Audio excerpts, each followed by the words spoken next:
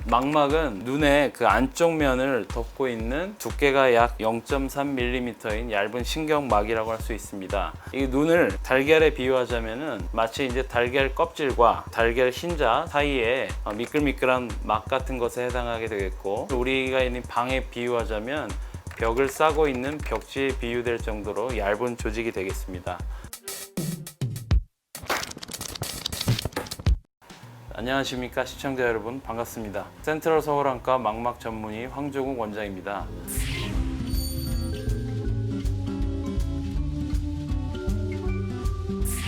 이번 영상에서는 다양한 망막 질환에 대해서 설명하는 시간을 갖고자 하는데요.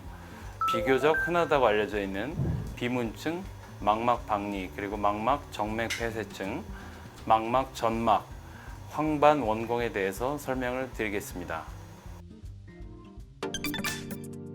비문증은 그 용어를 풀이하자면 날아다니는 모기 정도로 이제 해석을 할 수가 있는데, 그 유리체 내에서 콜라겐 섬유가 뭉쳐 생긴 그 혼탁이 느껴지는 병입니다. 대부분 후유리체 박리라는 현상과 그 연관이 있는데, 후유리체 박리라는 것은 말 그대로 뒤쪽에서 유리체가 떨어진다는 의미가 되겠죠.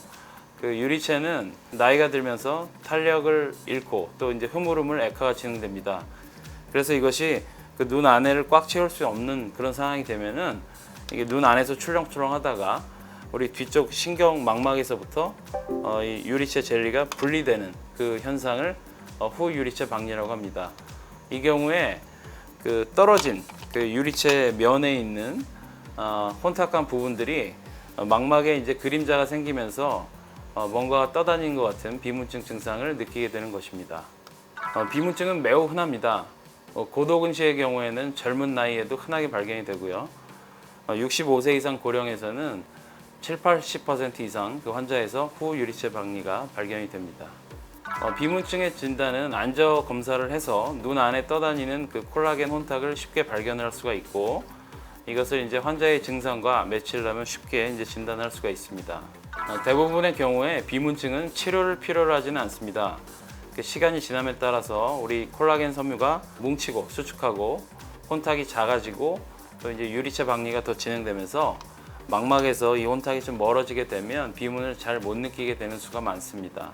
다만 그 유리체가 망막에서 분리가 될 때 망막이 같이 좀 찢어지는 그런 경우가 종종 있는데, 이 경우에 보통 이제 번쩍번쩍하는 그런 빛이 심하게 느껴지는 그 섬광증이라고 하는 현상이 흔하게 발생이 되고, 간혹 망막이 찢어지면 그 망막 박리라는 그 심한 질병으로 발전되는 경우가 있기 때문에 주의가 필요하고요.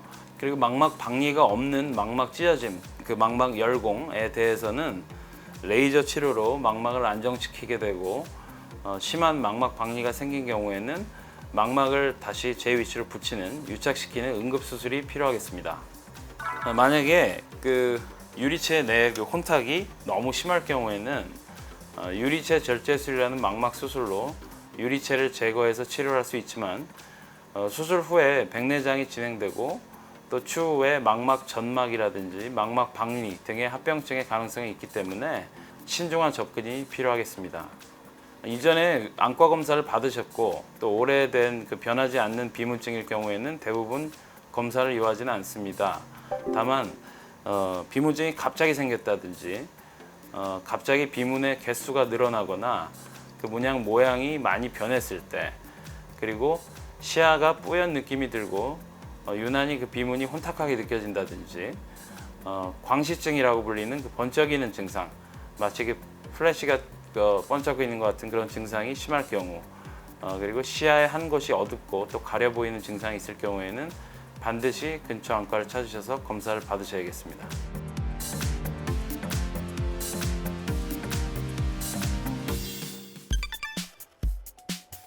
망막 박리라는 것은 망막이 안구의 안쪽 그 면에서 떨어지는 질환입니다. 망막은 그 눈 안쪽 벽에 붙어 있어야만 아래쪽에 그 혈관층으로부터 영양 공급을 받기 때문에, 망막이 제 위치에서 떨어지게 되면 그 망막은 기능을 잃어버리게 되는 심각한 질환입니다. 원인은 앞서 설명드린 그 후유리체 박리증이 생길 때 망막이 찢어지게 되는 그 망막 열공에 의해서 발생을 하게 됩니다. 이때 유리체가 망막을 당기면서 망막이 찢어지고 그 찢어진 구멍을 통해서 안구 내 액체가 구멍을 통해서 망막 밑으로 진입을 하면서 점점 박리가 진행이 되게 됩니다. 만약에 이 박리가 시력의 중심, 즉 황반 부위까지 급속도로 진행이 되어서 이 황반부가 박리가 된다면 수술을 해서 성공적으로 망막을 재유착을 시키더라도 시력 예후가 좋지 않은 경우가 많습니다. 진행하고 있는 망막 박리를 치료하지 않으면 결국은 실명하게 됩니다. 또한 전체 망막이 박리게 될 경우에는 궁극적으로는 안구의 기능이 떨어지면서 안압이 떨어지고 안구가 위축되고 또 눈이 작아지고 눈이 뒤로 꺼져 버리는 심각한 결과를 초래하기 때문에 안구의 보존을 위해서라도 빠른 수술을 필요로 합니다. 망막 열공이 있고 또 이제 망막 박리가 있으나 망막 박리의 범위가 넓지가 않고 진행이 느릴 경우에는 그 레이저 치료로 안정화되는 경우도 종종 있습니다. 하지만 갑자기 급성으로 발생한 진행성 망막 박리 경우에는 우리 황반부로의 그 망막 박리 확장을 막기 위해서 빠른 수술을 필요로 하는 경우가 많습니다. 이때는 망막 전문 의사의 판단에 맡기시면 되겠습니다. 수술 방법은 유리체 절제술을 시행하고 그래서 망막을 당기는 힘을 풀어주고 이때 안구 내를 가스라든지 오일 같은 충전물을 채워서 망막을 재유착시키는 방법이 있고 그 구멍이 난 부위를 안구 밖에서 눌러서 막는 그 버클이라는 기구를 안구 바깥에 붙여서 망막을 붙이는 방법이 있겠습니다. 망막 정맥 폐쇄증이 생기는 이유는 망막 정맥 안에 혈전, 즉 피떡이 생겨서 발생을 하게 됩니다.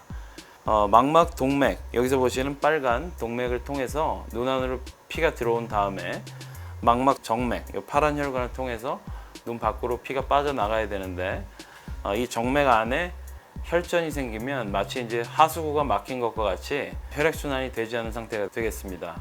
이게 하수구가 막혔기 때문에 당연히 망막에서 피가 빠져나가질 못하고 그렇게 되면 망막이 붓게 되고 이것을 부종이라고 합니다. 그리고 피가 혈관 밖으로 새 나와서 흘러 넘치게 됩니다. 이땐 망막이 출혈된 그런 망막 출혈 현상을 보이게 됩니다.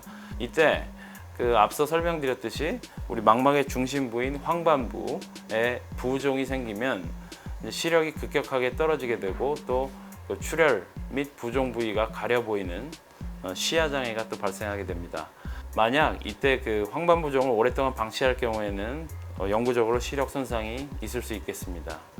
보다 정밀한 검사로는 이 황반의 부종을 평가하는 망막 단층 촬영 OCT라고 합니다. 이것과 혈액 순환 상태를 평가하는 형광 안저 촬영 FAG라고 하는 검사를 통해서 폐쇄증의 심한 정도를 파악할 수가 있겠습니다. 고혈압 및 고지혈증, 당뇨 등 대사질환 관리가 기본적으로 요구가 되고 또한 그 흡연은 적혈구수를 늘려서 혈액의 점도를 올릴 수 있기 때문에 피하셔야 되겠습니다. 망막 정맥 폐쇄증이 오면 이 막힌 정맥이 다시 뚫리는 일은 거의 없습니다. 다만 1년 이상 시간이 지나면 원래 그 폐쇄된 혈관 주위로 이제 측부순환이라고 불리는 그 작은 혈관들이 생기면서 혈액순환이 조금 회복되는 경우가 있는데 이때 이런 상황에서 치료의 목적은 이 긴 폐쇄된 기간 동안에 황반의 기능을 보존을 하여 시력을 유지를 시키는 겁니다. 즉 그 정맥이 막혀서 황반을 포함한 망막에 부종이 생겼을 경우에 이걸 그냥 냅둔다면 망막이 손상이 되기 때문에 인위적으로 부종을 가라앉히는 치료를 하는 것인데 이걸 위해서 주로 항체 주사라고 흔히 불리는 특수약제를 눈 안에 주기적으로 주사를 하게 됩니다. 또한 혈액이 통하지 않는 폐쇄 부위가 광범위할 경우에는 주사 치료도 하고 또 레이저 치료를 함께 시행을 할 수 있겠고 항체 주사의 효과가 만약에 미진하다면 스테로이드 주사의 안내 주사가 시행될 수 있겠습니다. 자, 망막 점막이 있으면 그 눈 안으로 들어간 빛이 망막에 닿기 전에 그 망막 점막을 투과를 해야 되는 상황이 됩니다. 그래서 마치 그 카메라 필름이라든지 센서 앞에 뿌연 비닐막 하나를 놓아둔 상황이 되겠죠. 그래서 막이 생긴 지 얼마 되지 않아서 이 막이 비교적 투명하다면 시력에 큰 장애는 없을 테지만, 만약에 이 막이 많이 자라서 뿌옇게 된다든지 아니면 망막에 유착이 심해서 망막이 많이 찌그러지게 되면 시력이 좀 떨어질 뿐만 아니라 우리가 보는 상이 휘어 보이는 변시증이라는 증상이 생기게 됩니다. 이것을 만약 계속 방치한다면 신경이 점점 손상되기 때문에 영구적으로 시력이 저하될 수가 있겠습니다. 망막 점막은 눈 안을 들여다보는 안저 검사 및 안저 촬영으로 대부분 진단을 할 수 있습니다.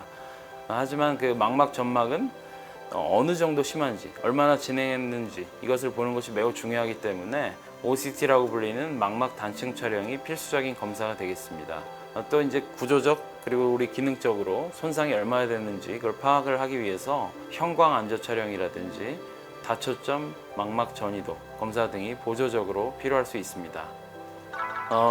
이 망막 점막을 적극적으로 예방할 수 있는 방법은 없습니다. 다만 대부분의 경우에 이전에 말씀드린 날파리증, 비무증이라고 불리는 후유리체 방해증과 연관돼서 생기는 경우가 대부분이기 때문에 비문증이 갑자기 생긴 분들은 정기적으로 안저 검사를 받는 것을 추천드립니다.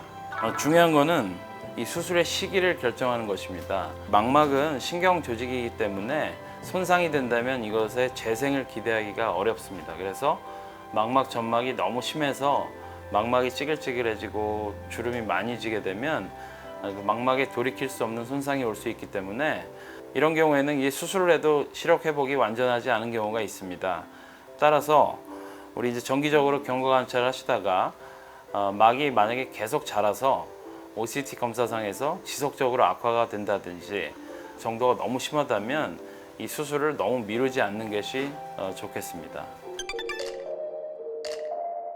말 그대로 황반에 동그란 둥근 구멍이 생기는 질환입니다. 이 황반은 눈 안으로 들어온 빛이 거의 대부분 모이는 그 초점을 맺는 곳인데 이곳에 구멍이 생겨서 신경이 없어졌기 때문에 당연히 시력이 엄청나게 떨어지게 됩니다. 황반 원공의 증상은 당연히 그 중심 시야를 담당하는 그 황반에 손상이 가는 것이기 때문에 당연히 시력이 많이 떨어지는 것이고, 구멍의 사이즈가 만약에 크다면은 대부분 시력이 0.1이 채 안 나옵니다. 만약에 이제 초기에 황반 조직이 완전히 떨어지지 않고 그냥 당겨지기만 하는 그런 경우라면 좀 뿌옇게 보이는 증상과 더불어서 사물이 구불구불 휘어 보이는 증상이 있는 경우가 많고, 만약에 이거 조직이 떨어져 나가면 시력도 떨어지고 어떤 직선의 일부가 끊겨 보이는 그런 증상이 생기게 됩니다. 이것을 방치한다면 구멍이 차츰 커지면서 중심 시력의 상실이 오고 따라서 실명에 이를 수가 있겠습니다. 황반 원공은 안저 검사 및 안저 촬영 그리고 망막 단층 촬영을 통해서 황반에 나 있는 그 구멍을 확인을 하면 쉽게 진단할 수가 있겠습니다. 황반 원공도 적극적으로 환자분들이 예방을 할 수 있는 방법은 없습니다. 만약에 이제 주변 시야는 괜찮은데 이 중심이 급격하게 좀 덜 보이게 되면서 심하게 사물이 구불구불해 보이고 이런 증상이 있을 때는 최대한 빨리 안과에 내원하셔서 조치를 받으시는 것이 중요하겠습니다. 이상 설명드린 망막 질환을 이해하시기가 좀 힘드셨을 거로 저는 생각을 합니다. 그만큼 이제 망막 질환이 안과에서도 좀 특수 분야고 해서 망막 하신 경우가 많을 거라고 생각하는데, 만약에 그 망막 질환이 의심이 되신다면 한국망막학회 홈페이지를 통해서 주변 망막 전문의 선생님을 찾으셔서 정확한 진단과 빠른 치료를 받으실 수 있기를 바랍니다.